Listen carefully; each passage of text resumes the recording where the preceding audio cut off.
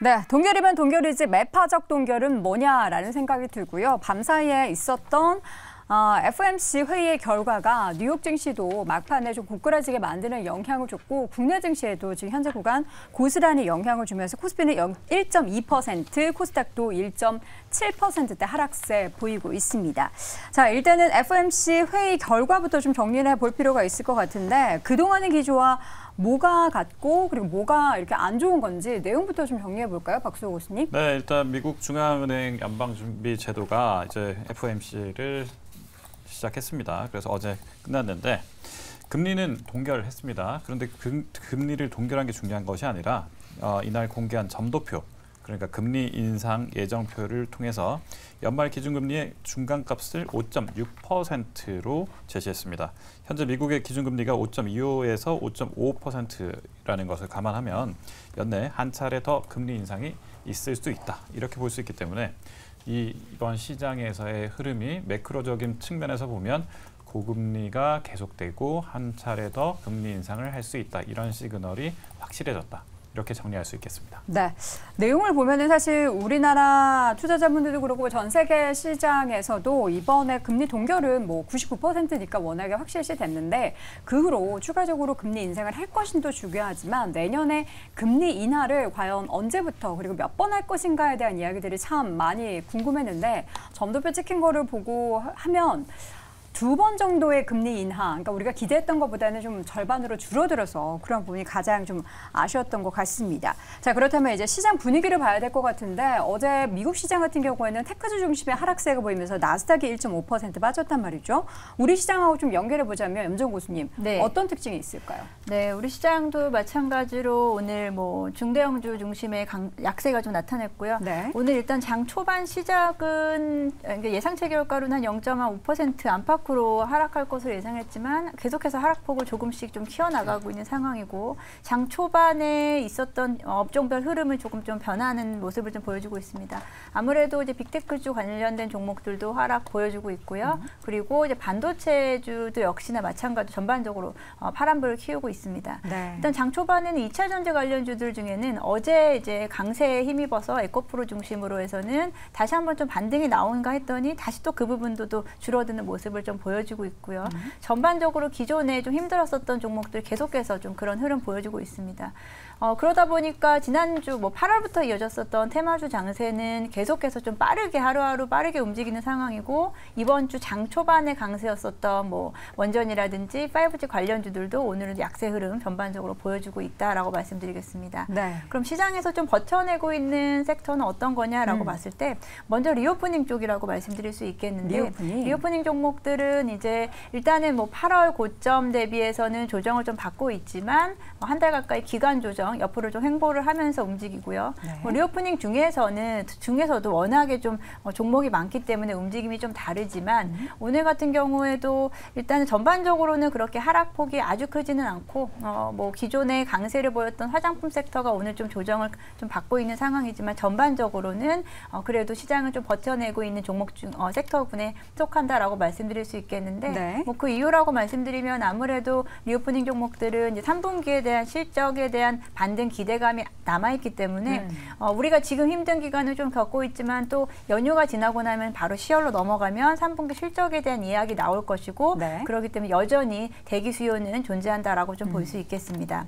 그리고 또 오늘 좀 그나마 선방하고 있는 섹터가 또 자동차 섹터인데요. 자동차 어제도 좋았죠. 네, 자동차 섹터는 어제 뭐 현대차, 기아가 2.5%대 강세 보여줬고 전반적으로 부품주들도 강세를 나타냈습니다. 네. 그 이유 중에 뭐 하나라고 한다면 워낙에 좀 주가가 기간 조정이 깊었었던 상황에서 바닥을 좀 다지는 상황이었고요. 또 아무래도 미국에서의 빅3 완성차 업계가 이제 파업이 계속해서 좀 진행이 되면서 이에 대한 반사수혜가 가능할 것으로 보여지기 때문에 네. 오늘 상대적으로는 좀 하락폭이 좀 적고 일부 종목들은 오늘 좀 장 초반이 좀 강했다라고 정리해드리겠습니다. 네, 이 가운데 금융주나 통신주 같이 사실 우리 시청자분들이 정말 투자를 안 하고 기피하는 그런 섹터들도 강세를 보이고 있습니다. 지금 보니까 KB금융이 0.8%, 지금 1%까지 올라가고 있고요. 하나금융 지수도 0.5%, 현재 기업은행도 0.17%, 그나마 좀 시총 상위 종목 가운데서 빨간불로 막 돌아서려는 종목군들은 이런 종목이 좀 눈에 띄고 있는 상황이고, 자, 그리고 이제 테크주 가운데서는 이제 SK하이닉스가 2%대 하락, 그리고 삼성전자가 0.5% 하락하고 있는데, 김장렬 교수님, 네. 골드만삭스에서 반도체 투톱 이 기업들에 대해서 목표 주가를 상향을 했습니다. 그럼에도 불구하고 뭐 오늘 워낙에 시장이 안 좋다 보니까 같이 빠지고 있는데, 일단 골드만이 왜 목표 주가를 상향 조정했을까요? 가격이 오른다고 생각을 했겠죠. 반도체 가격이 감산을 많이 했다고 하니까. 네. 타이밍이 좀 애매모호했죠. 예. 그래서 목표 주가 얼마인지 모르겠습니다만은, 그리고 골드만삭스의 원래 성향이 조금 긍정 평향이 약간 있어 보이긴 하는데, 목표 주가가 얼마였는지 모르겠는데 보통 한 10만 원, 삼성전자 9만 원, 하이닉스가 15만 원 정도 하잖아요. 그보다 더 높게 했다면은 시장 시황에 대한 컨센서스 업그레이드와 함께 같이 동조를 맞춘 것 같아요. 타이밍이 안 좋은 것 같고요. 네. 근데 제가 뭐 엊그저께는 못 나왔습니다만 타 방송에서 얘기한 게 3분기 실적에 대한 기대치를 한 단계 낮춰야 되거든요. 삼성전자 같은 경우에 그게 나오고, 또 하나는 지금 간밤에 뭐가 나왔냐면은 애플의 아이폰이 잘 팔린다고 엊그저 계속 나왔잖아요. 근데 또 다른 한 증권사 UBS에서는 아니다, 생각보다 안 팔린다. 그래서 약간 좀 충돌되는 시그널이 나오고, 또 인텔에서는 데이터 센터 칩이 재고가 생각보다 빨리 안 없어지고 슬로우하다, 회복하는데 이전까지 봤던 좀 회복 기세에 대한 반대되는 지금 시그널 내지는 그 소식이 전해지는 그 타이밍이 이제 FOMC 그 정도표와 같이 겹치다 보니까 민감한 그 IT 반도체 주식이 먼저 빠지는 것 같습니다. 네. 빠지는 이유는 뭐 찾자면 모든 섹터에 뭐 호재와 악재는 늘 상존하니까요. 공존하고 있으니까. 그런데 시장이 안 좋으면은 좀 부정적인 부분들이 더 많이 좀 수면 위로 떠오르는 것 같습니다. 일단 밤사이 시장은 이렇게 마감이 됐고, 우리 시장도 같이 좀 1% 넘게 양시장 하락하고 있는 상황인데, 중요한 건 뭐 이전에도 한 번씩 좀 암울한 분위기가 있었다가 바로 다음날 좀 반전하는 움직임이 있었잖아요. 김대중 교수님, 어떻게 반전의 에너지, 뭐 반전의 해석 이런 거 안 나올까요? 뭐 결론부터 말씀드리면 아직 시장에서 발을 뺄 상황은 아니고요. 그 말씀은 지금의 하락은 버텨야 된다라는 말씀이신 건가요? 버티면서 오히려 공격적인 투자자라면 진입을 고려해야 되는 상황에서의 분위기입니다. 왜냐하면 어제 그 미국에서 뭐 금리 인상 얘기 있었고, 연준 위원 19명 중 12명이 점도표 상황 하에서 그 내년도 금리 인상에 대한 가능성들을 점치긴 했지만, 우리가 시장을 바라볼 때 환경적 요인과 수급적 요인이 있습니다. 환경적 요인은 물가가 많이 올라가서 금리를 올려야 되는 당위성에 의해서 시장 금리가 올라가는 상황입니다. 지난해 같은 경우이죠. 이때는 시장의 안전자산으로 돈이 쏠림 현상이 나타나기 때문에 주식 투자 비중을 확실하게 줄여야 됩니다. 근데 지금 금리가 올라가 있는 상황은 그 수급적 요인이 굉장히 강하다라고 볼 수 있습니다. 어제 미국 시장의 내용을 한번 판단해 보게 되면, 장 전에 나온 그 미국의 굉장히 유명한 경제 기자이죠. 닉 기자가 한 얘기가 있죠. 연준에서 통제 불가능한 범위의 위험이 생기는 거에 대해서 우려를 해야 된다. 이 얘기를 했습니다. 이 얘기가 뭐냐면, 기존에 뭐 중국 관련 이슈에 대한 얘기는 이미 시장에 많이 오픈되어 있기 때문에 그 내용 말고요. 최근에 이제 사우디에서 핵을 보유하겠다라는 측면에서의 메시지들이 있습니다. 이 부분이 하나 있고요. 최근에서의 금리 상황에서의 흐름들이 4.35 수준을 돌파하면서 어제는 4.4까지 올라갔습니다. 국내 금리도 10년 기준으로 해서 오늘 4%까지 올라왔는데요.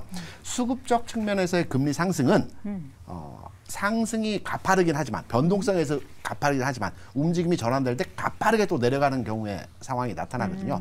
그래서 어제 미국 시장에서 일반적인 메시지의 파월 의견이었습니다. 세 가지 매번 말하는 거 있죠. 세 번째 부분만 약간 변화했습니다. 첫 번째는 데이터, 두 번째는 2% 대비해서 여전히 높다. 세 번째는 고용시장 과열이다. 그런데 어제 세 번째 고용시장 과열이란 말을 안 했고, 고용시장에 대한 데이터를 보고 판단해야 될 것 같다는 메시지가 약간 바뀌었죠. 그러니까 약간의 이제 고용이 열기가 살짝 꺾였다라는 것을 인정하는 거죠. 실업률도 올라가고 평균 임금도 내려가고.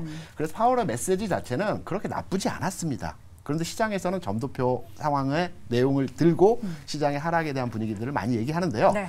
우리가 잘 판단해 보시기 바랍니다. 지난해 7, 8, 9월에 0.75씩 3번 올릴 때에도 이러한 하락의 분위기는 아니었습니다. 그렇죠. 잘 버텼죠, 오히려. 지금 금리가 한 번 더 올린다고 하죠. 11월에 올릴 수도 있고요. 내년에 올릴 수도 있습니다. 다만 시장에서 금리 인하 시기가 늦춰질 수 있다는 분위기에서 주가 하락하는 거거든요. 네. 주식시장은 금리가 꼭 내려가야지만 상승하는 것은 아닙니다. 근데 또 이왕이면은 내려갔으면 좋겠는 게 또 바람이니까. 유지만 돼도 좋거든요. 그래서 어제 전반에 미국 시장에서 네. 나왔던 분위기와 시장을 형성했던 내용들은 네. 시장이 장 초반부터 하락으로 몰고 가는 분위기에서 특히 장 마감 근처에 쏠림 현상으로 주가가 밀려버렸거든요. 4시 이후에. 네. 그래서 미국 시장의 하락의 상황에 대해서는 액면그도로의 우리 시장에 반응하는 것은 현재 상황에서 아니다라는 측면에서의 말씀을 드리고요. 네. 앞서 말씀드렸지만 시장에서 금리를 굉장히 민감하게 지금 판단을 하고 있습니다. 네네. 수급적 요인입니다. 그래서 이 부분은 이후의 상황에서 뭐 앞서 말씀드린 중국 이슈는 11월 에이펙 회담 전 시점에서 어느 정도의 방향성이 나오겠죠. 이런 전반의 상황들을 판단해 볼 때 지금 시장에서 부각되고 있는 금리에 대한 우려로 인해서 주시장이 하락한다. 네. 이거는 좀 더 깊이 있게 판단해야 될 부분이라고 보고 있습니다. 알겠습니다. 첫 번째 이슈 이제 밤사이 있었던 FOMC 이야기 그리고 국내 시장에 반영되고 있는 상황들을 쭉 정리를 해드렸는데요. 다시 한번 고수들의 의견 정리해 드리겠습니다. 김장렬 고수 홀드온. 예, 우리 김장렬 고수님은 영어를 잘 쓰시는데 제가 따라가기가 좀 쉽지가 않습니다. 그리고 홀드온이 세 가지인데 네. 홀드온은 기다리라는 그 수동적인 뜻도 있고 네. 조금 아까 지금 말씀하실 것 같은데 버텨라.